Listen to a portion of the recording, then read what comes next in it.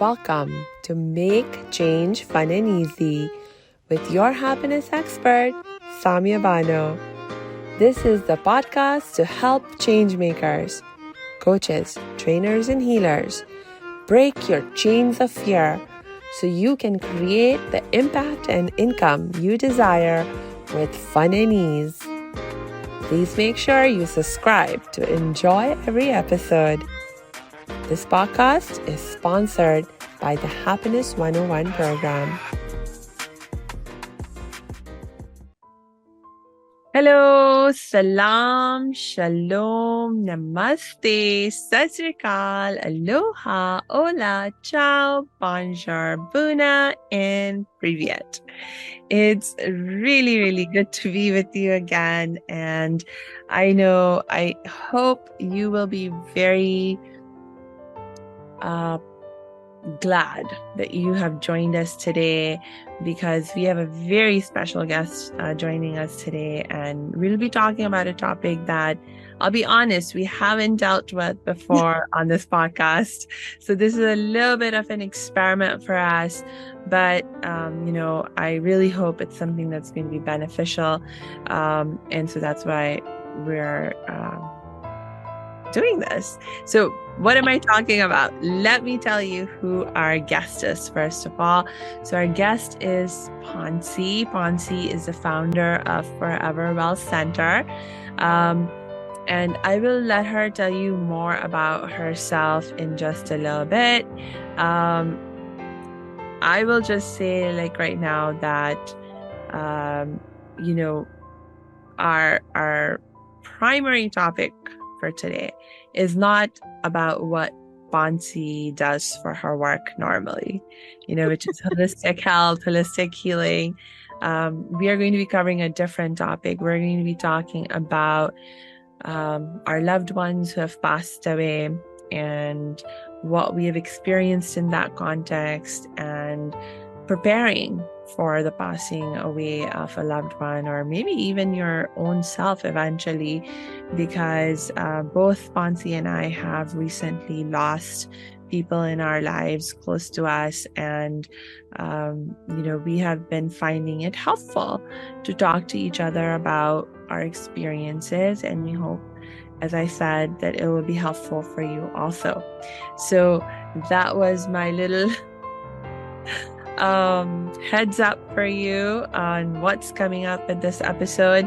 And now I will let Ponsi come up and speak for herself. So welcome, Ponsi. Thank you so much for joining us today.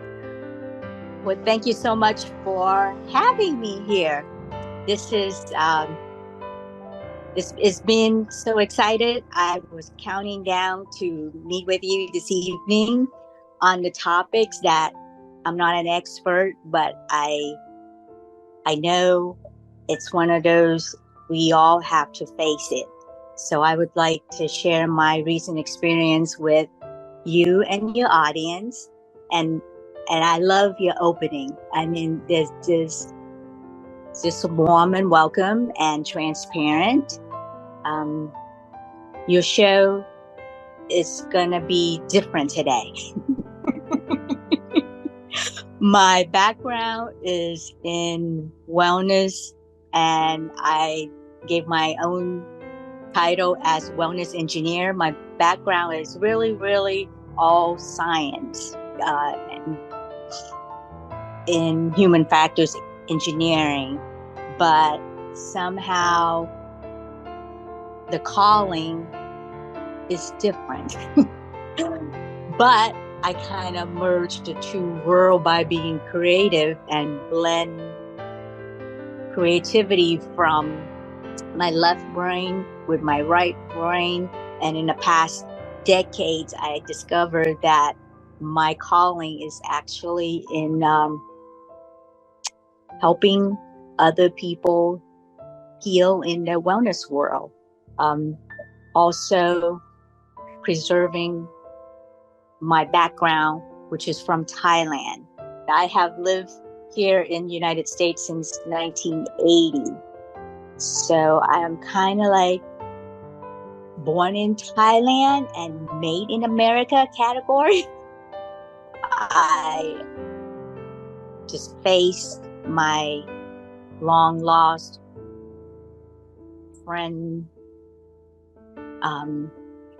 my husband. He exactly 8 months to the day today. He's been gone. The world is now, my world is different without him in it. This is a new canvas for me to basically, I can paint anything I want. But going back to the past 8 months, I just want to emphasize that we all have deadlines. Yeah. And to be prepared for that, it's really, really, really, really, really, really important. My husband and I, we were not prepared. Yeah. Okay. No will. We have no idea of each other passwords.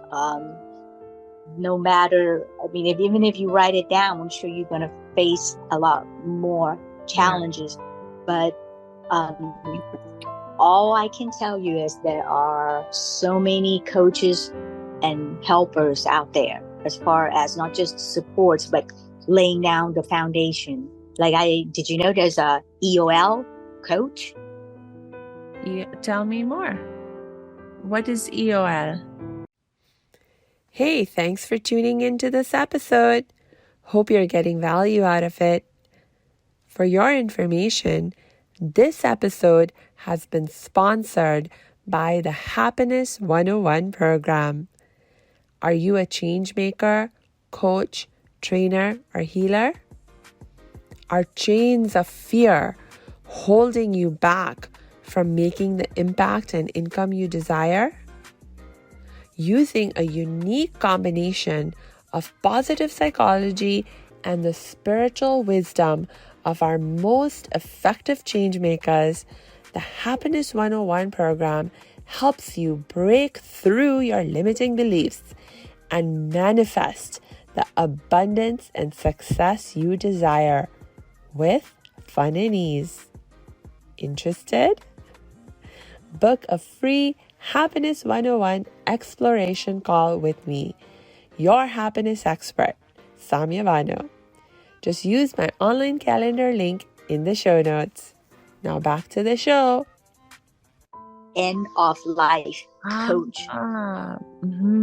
Coach so big, I didn't even know there's such thing as end of life coaching. Whoa, me neither. See? So I can share with you, and give you referral. I met this lady probably 5 years ago through, the programs that I was involved in. And I was like, what is this lady all about? I'm like, nobody wants to talk about end of life. Well, why do I want to be coached? But let me get this really, really, really now that I'm facing my own, loss. She so much help if I were to talk to her first. But while I was in that Brian Eliason class, it's basically entrepreneurial stuff. I'm all about business. All my life, I focus on business first, family second. So that program, we had like a hot seat, and she came up that she wanted to develop this program for end of life. And I was like, I was really turned off. I was scared. I was like, what the heck? But toward the end of our class, our teacher, our coach, actually hired her. Do you know what? His own dad was going through prostate cancer, final 3 and 4 stages. So he shared all that information with the students. And I resonate with, you respect the person who's not well. So they actually tested the best oncologists, doctors. So in the past 2 years, I followed his dad's path. But at the very end, his choice was he wants to go on his own term. And I'm like, whoa, we can't, I don't want to attend this kind of meeting. And I got great because of this end of life coach was actually probably guiding him. Yeah. And his dad, how do you want to prepare your final moment? So they actually, I don't think they moved, but they chose this one state, Oregon, I think, that is legal. Uh-huh. And I had an honor to be there as a student to witness his end of life. It was traumatic. It was unique. It was like, I didn't know what my religion background was at that time, except I know I was born Buddhist, but I'm like, is this the same as taking your own life? You're going to go straight down? You know, but if he knows as a free spirit dad that's always like outdoor, hiking, Harley Davidson guy, and he suffered all those years because the loved one wanted him to live, right? So you go through, I don't know, all the treatment, chemo, modern, traditional, holistic, and at the end he knows he's gonna go one day, but he didn't want to suffer. So this end of life coach, who was his students, become the coach and coach them. And it was such an experience that I walked away from that class. It wasn't even a class. He was just like extra invitation. If you want to join my family. Yeah. It was a party. All the family, the brothers, the sisters, aunts, uncle, they celebrated. Dad was basically in the bedroom, coherent, and he knows exactly what's going on, you know. And all it was a cup with the pill. And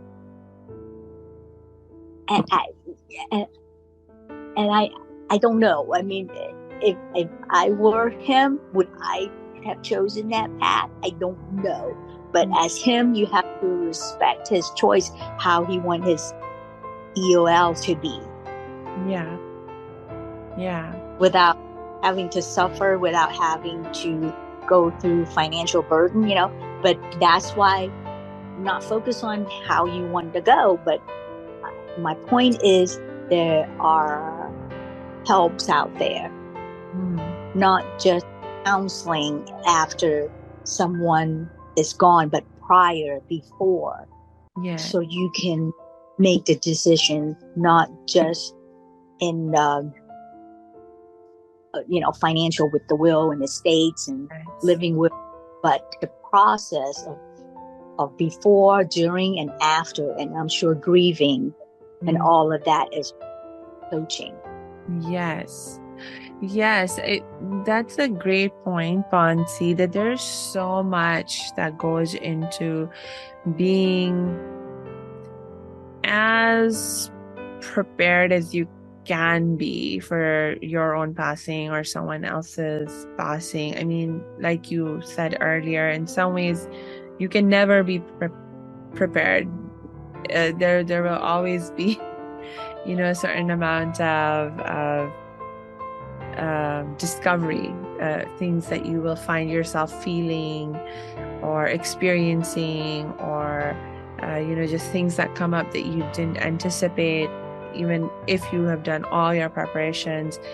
But insofar as we can prepare, a lot of times I've noticed that people will talk about just the logistical things, like, do you have a will? Do you I know my father really got into sort of this, and he discovered that here in America, oftentimes having a will is not enough. You have to, like, depending on your financial condition, you may need to create different kinds of legal entities like trusts and so forth to, like, really truly protect your assets and to be able to pass them on to your loved ones after you without their getting taxed and, having to go through all kinds of troubles. But that's just one aspect of the kind of preparation you might need. But what about getting prepared at a mental level, at a emotional level, at a physical level?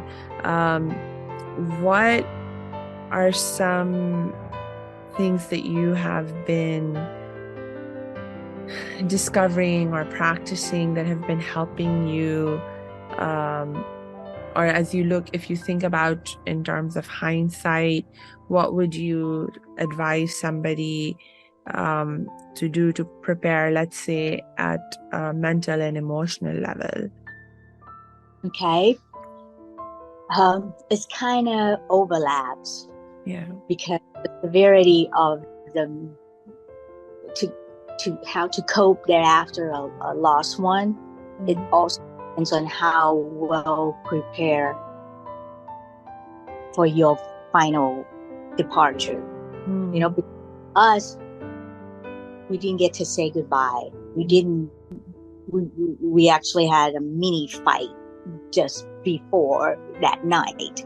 You know what I mean? So it's really deep as far as the guilt, the blame, the shame, shoulda, woulda, So that means for me to help myself out of that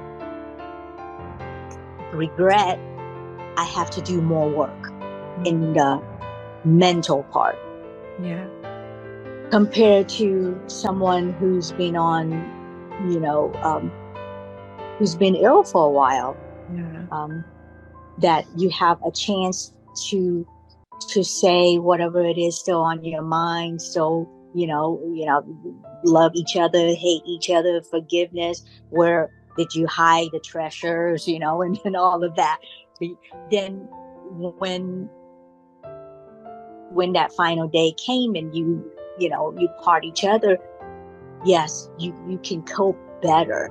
So with my situation, what had helped me the most was the breathing. Yeah. It's meditation. It's really, there's in Thai, it's like it's just like in any other, there's 4 elements, right? The earth, fire, water. When your body breaks down, everything starts shutting off before you come to that final breath in death, before all the things shut down, right? So I just kind of relive that, which is, to me, I really go to the core that I have to face that moment one day too. So I have to be brave and not afraid of death. So when I breathe, this is the essence of life. So it's not about going om shanty shanty. It's about gratitude. You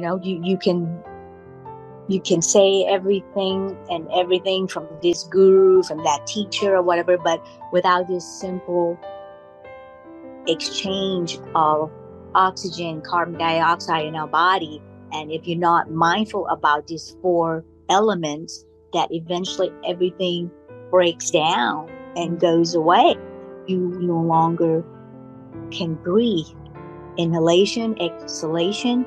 So to me, that's what I found the most beneficial, is coming to senses. That the 4th one is awareness of your breath. It's up to you.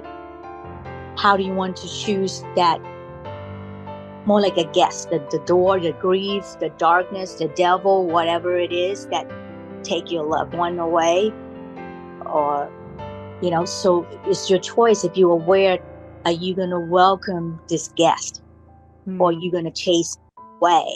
As far as awareness of, be mindful of your emotion. Are you sad? Are you mad? Are you angry? Yeah. Then if you know that moment, you can't go back in the past, because what's done is done. Yeah. Go in the present. is the breathing, the breath. And if you move forward into the future, that's why when we talked earlier, all that just coming to surface once I realized I still have a life to live.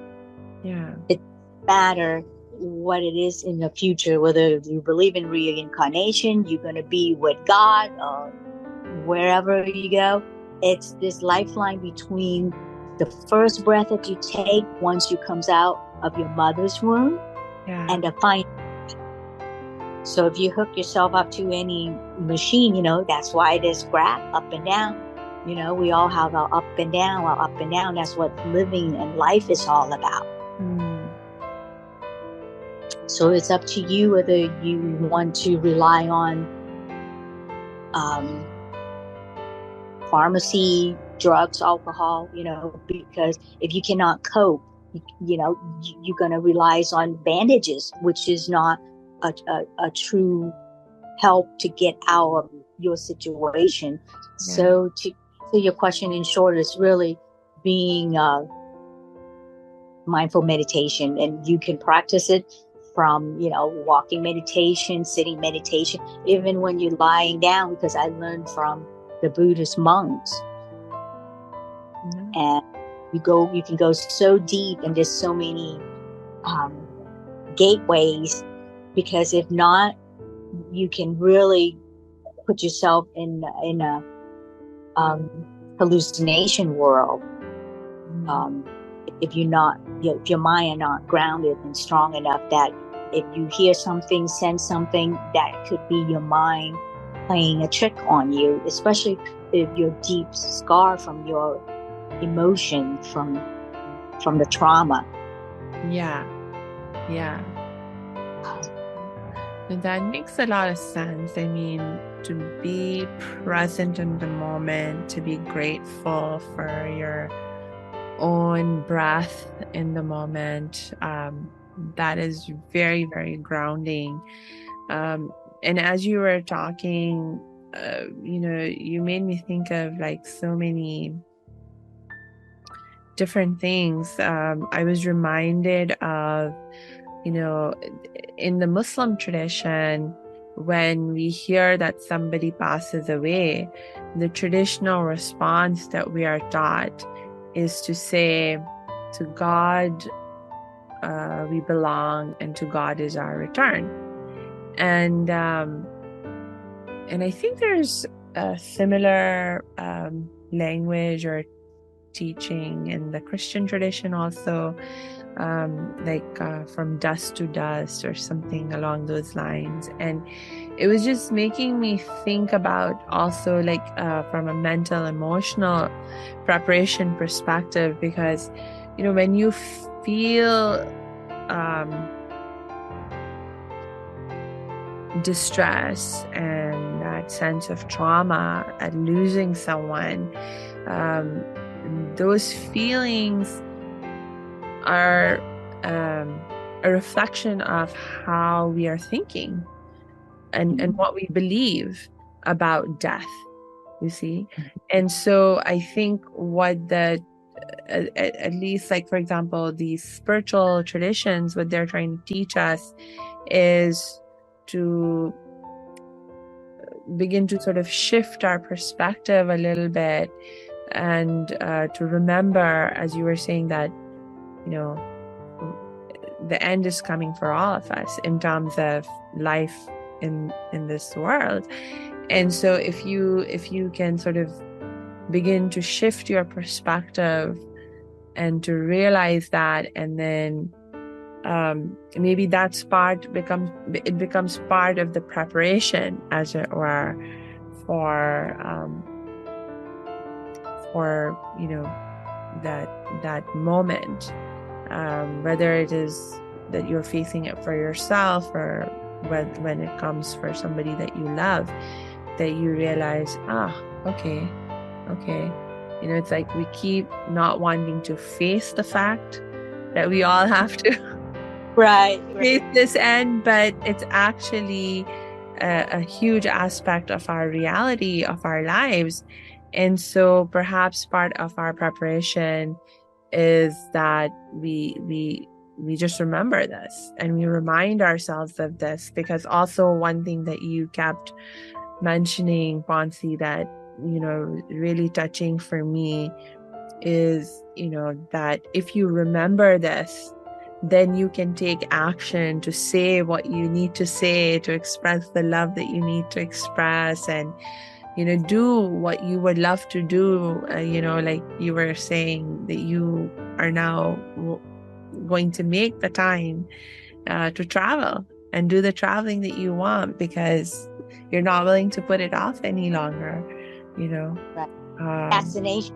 Like, no, I'm not going to leave dirty dishes in the sink, because then somebody have to clean up after me. That's really a motivating plus side, but do I have to like be perfect at everything? No, but it makes you relook at life really different. And if you have your priority in life, your life direction, wherever you want to go, then you kind of like put a fire on the priority even more, instead of, it could be next day, it could be next week, because you always can choose, how do I put it? People always procrastinate, right? I have excuses for everything. But if that's what you really, really, really want, you will manifest, it will happen, whether it's money or time off or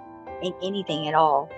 All is between like my husband and I. We just like, okay, we still have time, tomorrow is promising, with Buddhist way, as well as like when you chant, it's always, you're supposed to think about death actually every moment.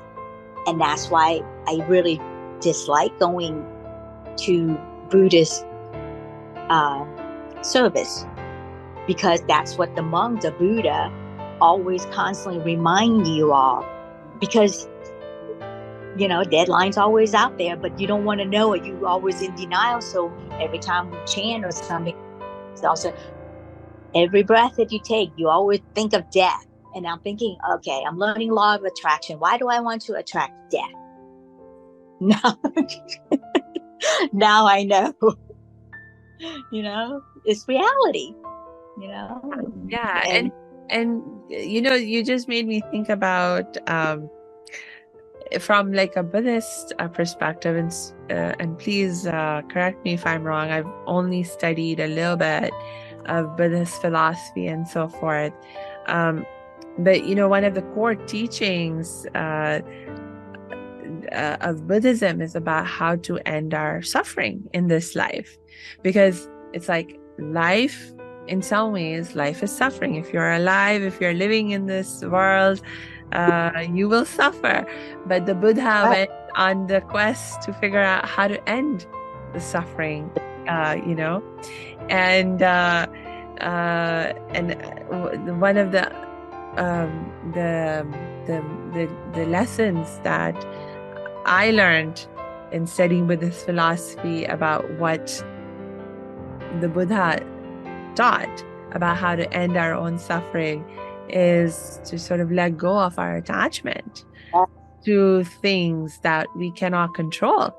And so one of the most significant things we cannot control is when we will die, or if we will die. We will die, and we don't know when we will die, and that's not something that we can control. So the more we try to control it, that wanting to control, that attempting to control, actually becomes a cause for suffering in life. And so by letting go of our attachment and our need to control our end of life, or to deny it, or to try and run away from it, if we just let that go, then we can actually eliminate at least that cause of suffering. You are right on. That's basically the core Dharma teaching. End of suffering, or Nirvana, Nibbana. So basically, you don't want to have to come back, you can, let's say, if you believe in reincarnation, you can go to become, I don't know, angel, deva, and all that. But all of that is also impermanent. Eventually, if you have a privilege to become another human, because after our physical body is gone, you become just a form of energy, frequency, whatever. If you, let's say, come back as another baby, you have to have a soul to be suffering again. So the Buddha saw that for thousands and thousands and 10,000 and millions of years. So that's why he said being human is suffering, but we are here to learn the lessons. Yeah. Why I came up with, do good for good.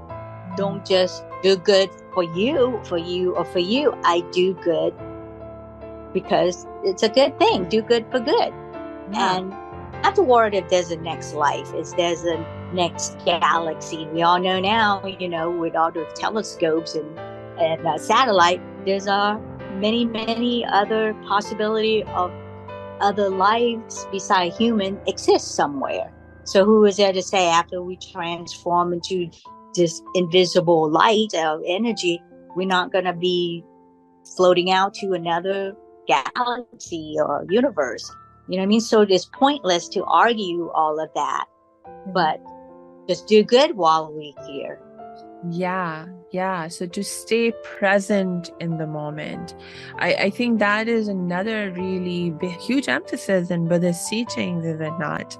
That, like you were saying, to focus on your breath, to be grateful for the breath that you have right now. And so then that way you can let go of your worries of the future, of what might be coming or what is coming, and just be present in the moment. Yeah. So the Buddha's teaching is basically the law of nature. That's it.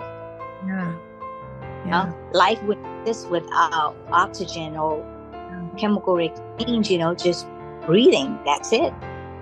But people capitalize on this, breathe this way, do it that way. I'm like, to me, whatever works. Yeah. Whatever works. But getting back to, supports is out there. The more you prepare, just like doing homeworks in any subjects, if this EOL subject, the more you prepare, the more you're going to be straight A student. If you're not prepared like me, I flunk all the way. So I just like, okay, I'm not really smart at this topic, but guess what? I can repeat this subject, this class, and get better at it. Yeah, and I will say, Ponsi, that you have not flunked. I mean, yes, it was very shocking for you, and it was a very, very difficult time.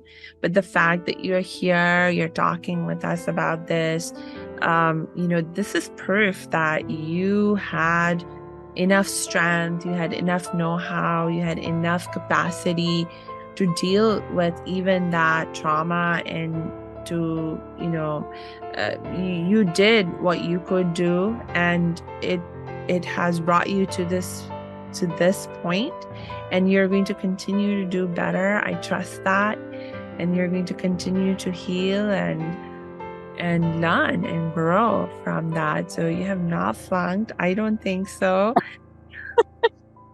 Oh, you didn't see me the first month. No. But all in all, it's really,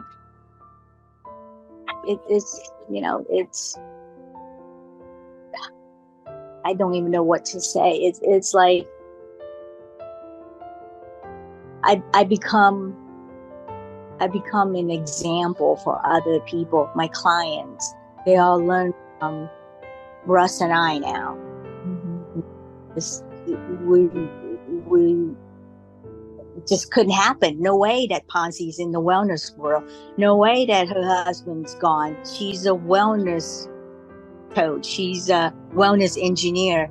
Her husband is Dr. Russ, So sometimes we're just like, wow, if if it can happen to them, it can happen to us. Yeah. So we're indirectly transforming many lives so Yeah. far. Indeed.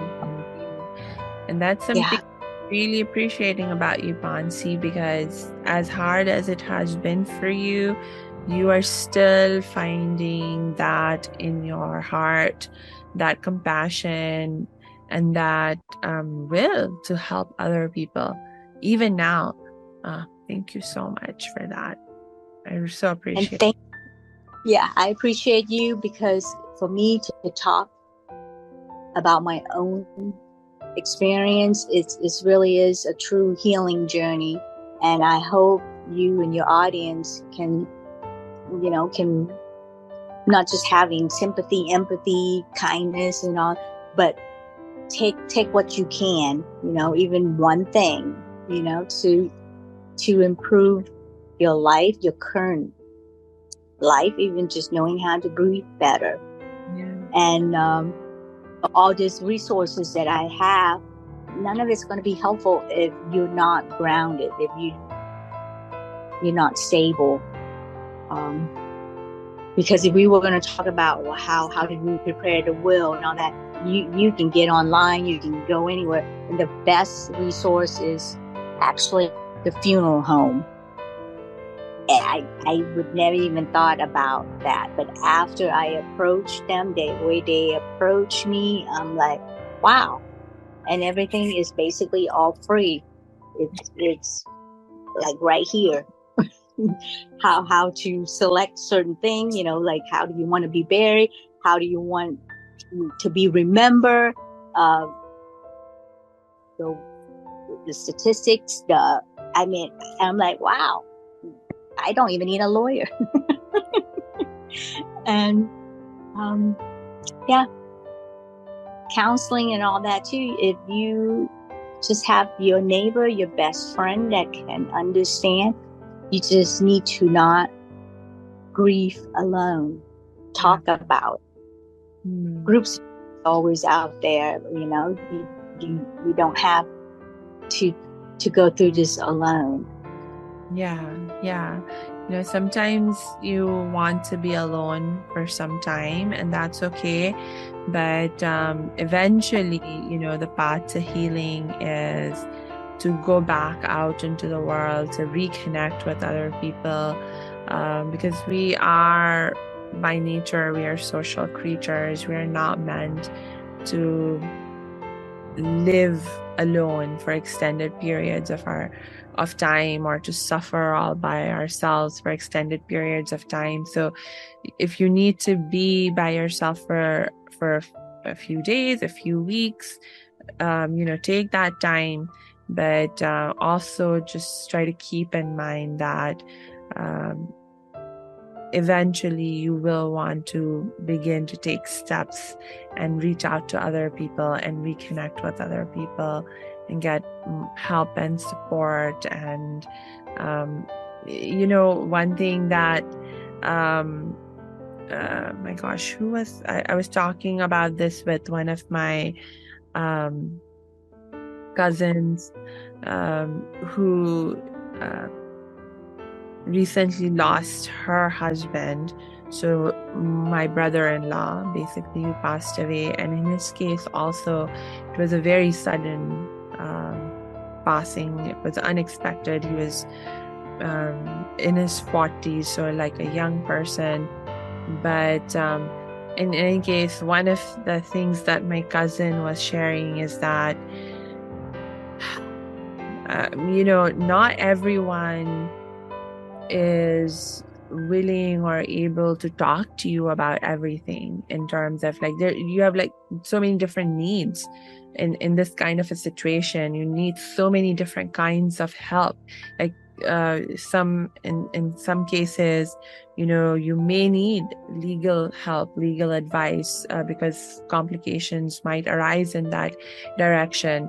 And let's say you have a family member and they love you and they care about you, but they're not a legal scholar, they're not a lawyer, so they may not be able to talk to you about that and help you in that context, but they can support you in other ways. There might be other kinds of help that you need that your lawyer cannot provide you. Right. So there's like going to be different people who can be there for you in different ways. And so just kind of try to stay open to receiving love from different people in different ways. You're right on. And I wasn't there for that, since I'm always giving, helping other. So my cousin came that same day. She about to smack me if she could. She said, "You've been giving all your life. It's your turn to receive." Because I was pushing her. You don't have to spend the night here. You don't have to help me. I will manage to live in this house, and the way it is. And she knew I would need somebody, especially the first day or two. So she grabbed my cell phone. She programs everything. She go, "When's your trash? Go out. What day? What time? When do you feed your dogs? When do you feed your George? We got a tortoise, the fish." And I didn't even think of that, because when you're so fragile, you don't even know time of day of the week, because you have to deal with legal crap, so she offer help because she had done this before to her other friends and clients, but I was turning her away. Yeah. So you were right, accept help when you need it. And even like the funeral expense, when they just gave me the money, I feel like I am not a charity case. Russ is not a charity case. We are very private people. We don't ask for help. Reality set in when she said, "You've been helping many others. It's time to receive." Yeah. And that was greatest lessons in this part of life. Because I do need help financially, emotionally. It's just a simple thing as programming the cell phone to feed the animals, take the trash out. Yeah. Not just paper stuff and legal stuff and lawyer stuff. So you were right. And support each, because people don't know what to say to you. Yes. But they never face, even if they face it. Yes. They don't know what to say. That's so true. Different. Yeah. But as long as you don't, like you said, as long as you don't stay alone for so long, or if you really know you do need help, then you seek professional help. This other incident too is over like a year or two. She never left the couch. Never even gone out to eat and buy groceries. Her family basically bring groceries to her, because her husband on that sofa, unexpected. So she attached to that, and she doesn't know how to grieve. And finally, they have professional help. And after a year or two, she finally came out of the house, and starting with, moving the furniture, painting. No, I don't think they went as far. The counselor, basically, the therapist said, "What's one thing you would like to do?" She said, "I would like to sleep in my own bed." But it was like she didn't know how to grieve. She didn't know how to come out of that, bubble, sadness. Yes. So sometimes, to a certain point, I may still need help, because I don't know when it's going to hit me. Or somebody, if you know you are suicidal or something, please reach out. Yeah, sometimes reaching out for help is the most courageous thing you can do. I know from my experience as a survivor of abuse, I swear to this day, I believe that the hardest thing I have done so far in my life is to ask for help. That first time that I asked for help, I mean, oh my gosh. It's a big step. It's a huge step. It's a huge step. I felt so ashamed. I'm like, why is people sending me money? I'm not a charity case. We're not a charity. And my son actually said, yes, you are. You're like poor. You're destitute. You have no money. You don't even know how to bury Papa. There's no money. So yeah. So if that's it takes bravery, beyond bravery, to ask for help. Yes. And accept. Yes. To accept it. Indeed.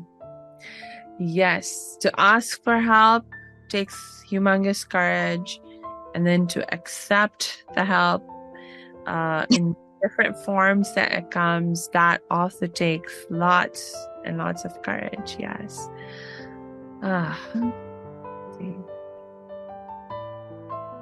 Well, I hope the topic is not too heavy, but it is facts of life. Yeah. So, my God. We could keep talking about this, and I think maybe for today we will wrap up.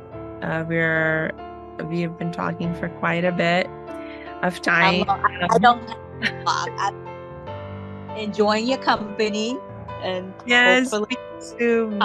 helpful to someone. I'm getting to know you. You get to know me, and I know my purpose is bigger than life now. Yeah. So I'm so excited to be going on this kind of medical retreat, and then we'll see what tomorrow will bring. Yes. One day at a time. Yes, I know this is part of my quest. And to meet me just before all this happened and to reconnect again, I'm so honored to be on your show. Thank you, Ponsi. Thank you so much. And maybe we'll bring you back so we can keep talking, and because I really do feel that this is a really important issue for us to address and think about and talk to each other with. And you're so right. So many of us don't want to face it. We don't want to deal with it, but it's so important to do. So we'll see. Maybe we'll keep talking about it in a future episode. For now, I will just remind our listeners to please check the show notes, because I will add Ponsi's links in there. So if you think she may be able to help you or support you in any way, please get in touch with her. And I'm here, of course, too. And until we connect next time, I just wish you lots and lots of peace and joy.